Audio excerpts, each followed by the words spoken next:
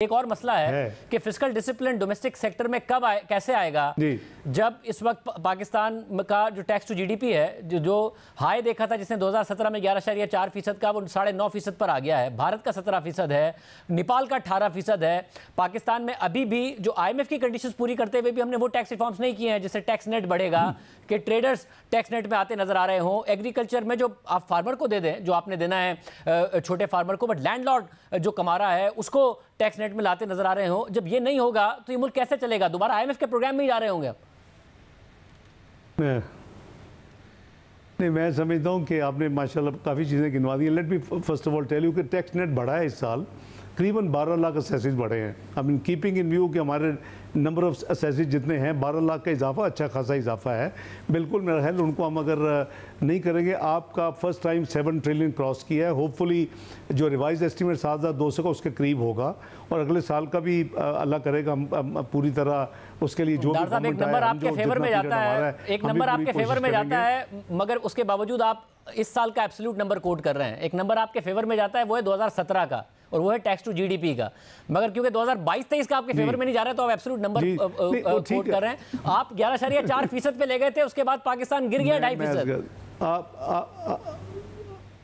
मैं आपसे इत्तेफाक करता हूँ, लेकिन शाहजेब साहब आप देखें ना, जो इस हुकूमत को मिला है उसी को कंपेयर करेंगे ना। आप अप्रैल 22 को ज़रूर कंपेयर कर लेंगे उसमें कुछ बेहतरी आई कि नहीं आई, लेकिन अगर आप 2017 से कंपेयर करेंगे which was probably the best year. I wish के जो कुछ पाकिस्तान के साथ खेल खेला गया, जो आज साबित हो चुका सारा के सारा एक पॉलिटिकल प्रोजेक्ट था और पाकिस्तान को जो नुकसानात हुए वो तो मैं समझता हूँ कि ट्रूथ एंड रिकन्सिलिएशन कमीशन बनना चाहिए और स्टैब्लिश होना चाहिए। कौन वो लोग थे जिन्होंने पाकिस्तान को वहाँ ला के खड़ा कर दिया, 24वीं मीशत को के किसी को दिलवाया और 47वीं मीशत बना के वो छोड़ गया। शाहजेदा आप तो समझते हैं कि this is one comparison which speaks all कि ओवरऑल पाकिस्तान कहाँ से कहाँ चला गया, कहाँ 24वीं मीशत, कहाँ 47। आप सही कह रहे हैं। मैं समझता हूँ कि एक्सपोर्ट्स भी आपकी 12 से 15% ऑफ ये जीडीपी होनी चाहिए और आपका टैक्स रेवेन्यू भी एटलीस्ट 12 से 15 होना चाहिए।